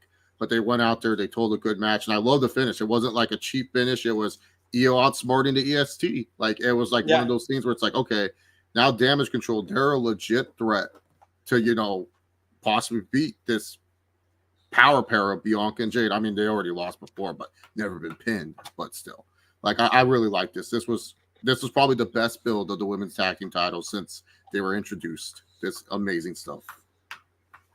Let Bianca go out there and have a great match. Thank you, WWE. It took you long enough. That's how you build up for the women's tag team title matches. Come on. We get a video package for American Made. It was a montage of them training while saying they were done with those Wyatt freaks. They posed on a Jeep with a American flag. Outside of beating American Alpha Academy, they have basically been beaten to a drum. So I'll wait and see what this leads to. And we then go backstage where we get a rundown of next week with Sami Zayn versus Ludwig Kaiser, Drew McIntyre returning, and the Intercontinental Championship match with Braun Breaker versus Jey Uso. Speaking of Jey Uso, he runs into Ilya Dragunov, who congratulates Jey for the win in the Fatal 4-Way and wished him luck against Braun Breaker. Jey said yeet, and they bumped fists, and Jey left. But then the Judgment Day approached Dragunov, and Balor advised him to choose his friends more carefully. Dragunov said that he respected Rhea Ripley, or Damian Priest, and Jey Uso, and that was more than what he can say about them. Balor warned him that they wouldn't deliver their message so nicely next time. And this was a nice little tease, but I thought we were going to get the payoff in the next segment. Spoiler alert, we did not.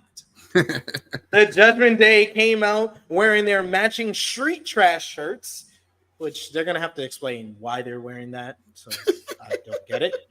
And this leads to Dominik Mysterio coming out to face Damian Priest one-on-one. Priest completely dominated the early portion of this matchup, looking for a razor's edge.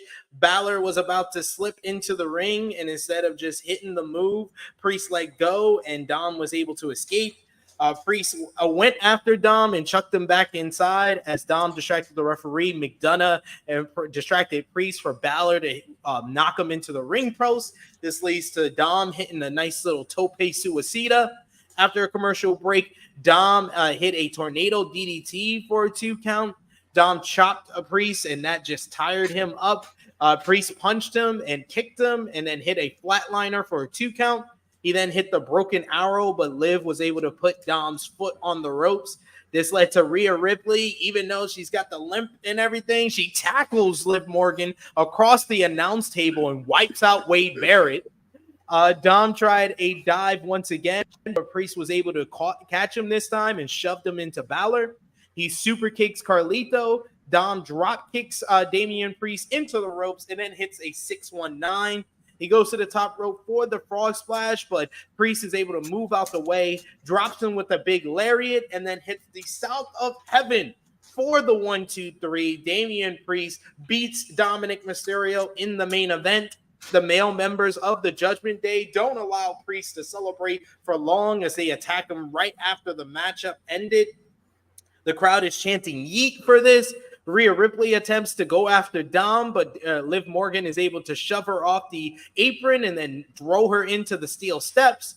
Jey Uso's music hits, and he comes out to the ring. He does his little stalk down to the ring. He waits at the end, at the top of the entranceway, like he was just hesitant to go in after the Judgment Day. Should have just came with a chair like last week and just get them the fuck up out of there. Yeah. But he was really waiting to get speared, I guess, because Braun Breaker comes in with a hoodie. We didn't get the Joe Tessitore being like, that's Braun Breaker. Even though he had the hoodie on, he waited for Braun to expose that it was him. Liv Morgan hits Rhea Ripley with the Oblivion, while Balor has the rest of the Judgment Day hold Priest. So he hits 1, 2, and then throw a third coup de grace right to the ribs of Damian Priest, softening him up for Bad Blood. Liv Morgan, JD McDonough, Carlito, Dominik Mysterio, and Finn Balor of the Judgment Day stand tall to close the show. What is going on? You would think they're actually pushing the Judgment Day. Wow. Mind blown. Took them a couple of weeks, but Judgment Day looked strong back-to-back weeks.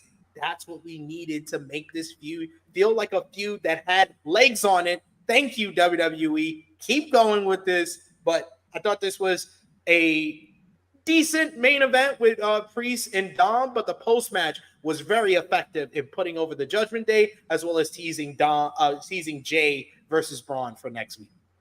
Yeah, this was a good 50-50 booking where the good guy wins, but then he gets his ass kicked at the end. And that was an ass kicking by the Judgment Day onto Damian Priest and Rhea Ripley.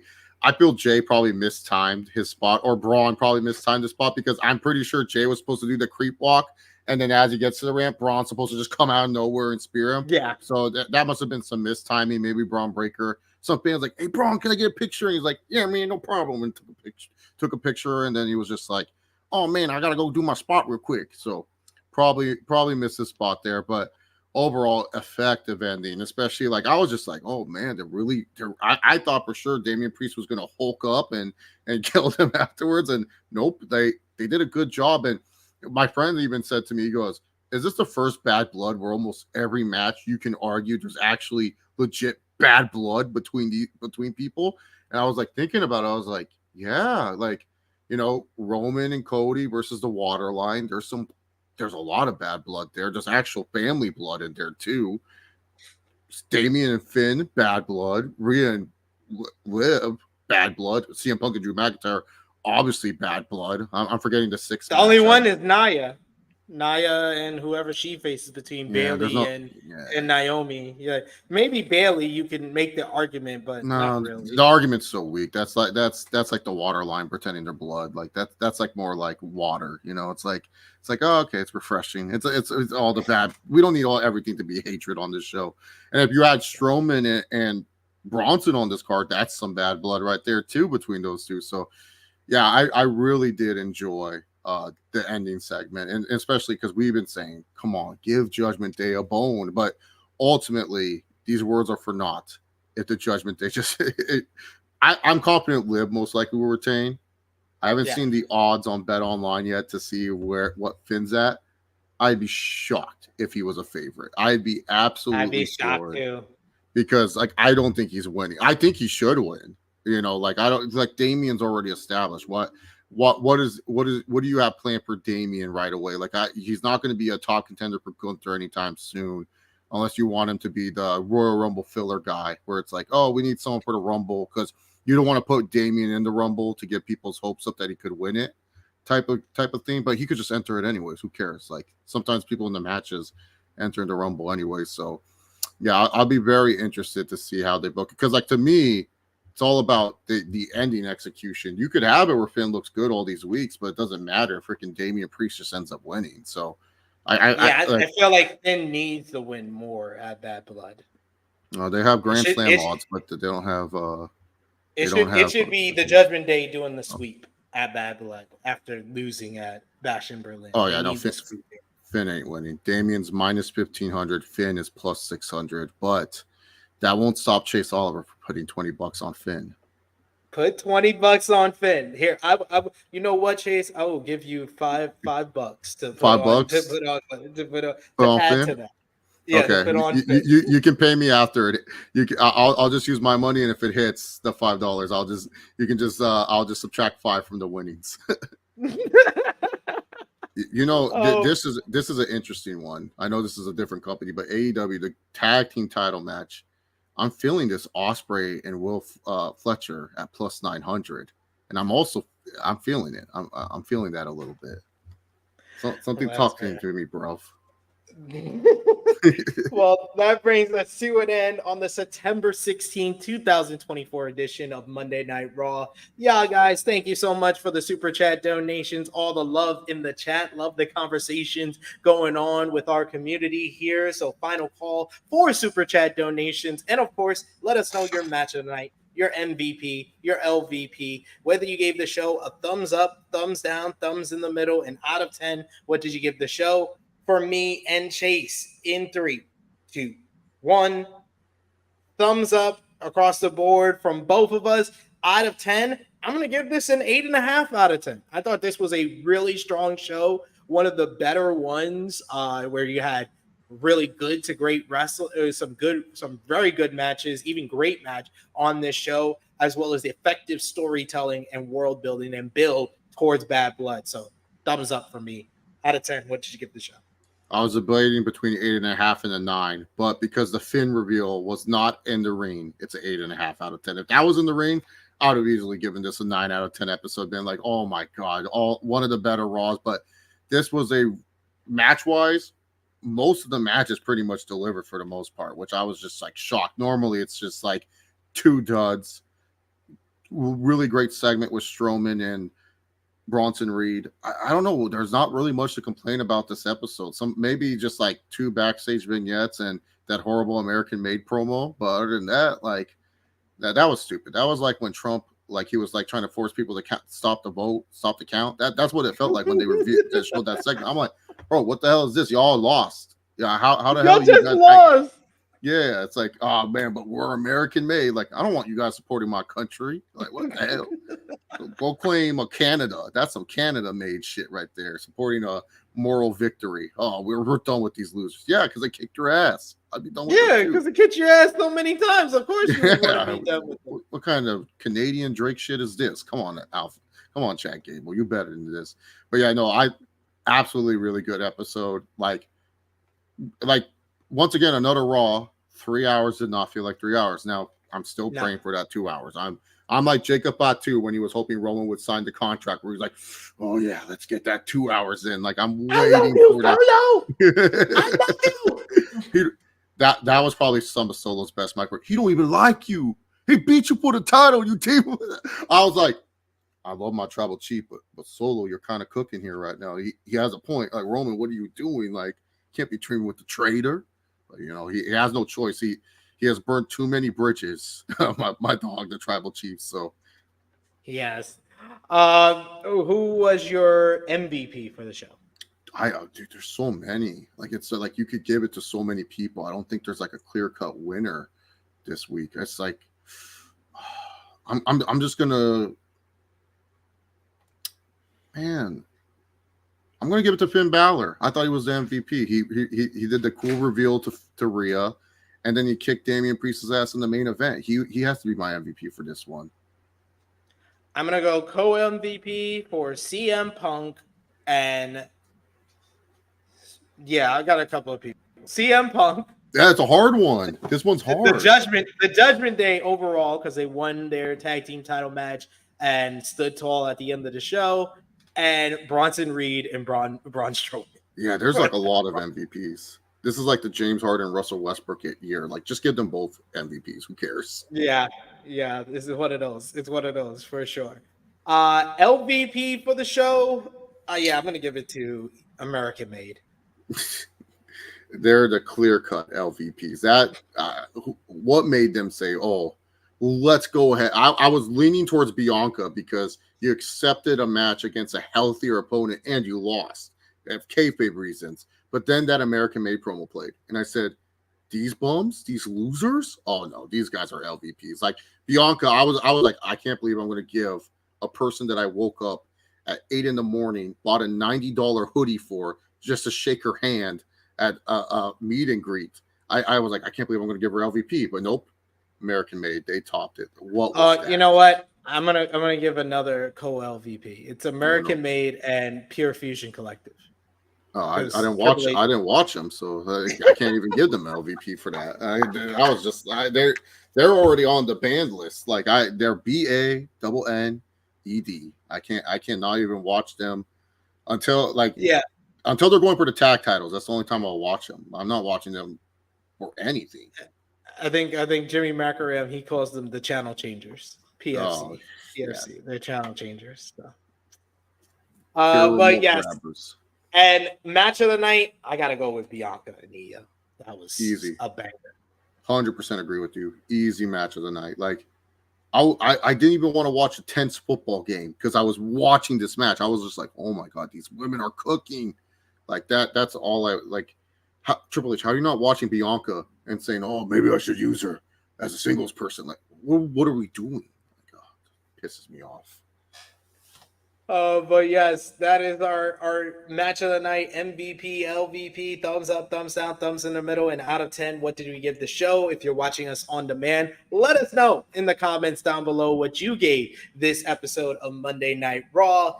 Thank you so much to Chase once again for joining me this week. Chase, let everybody know where they can follow you on social media and when they can see you on their YouTube screens again.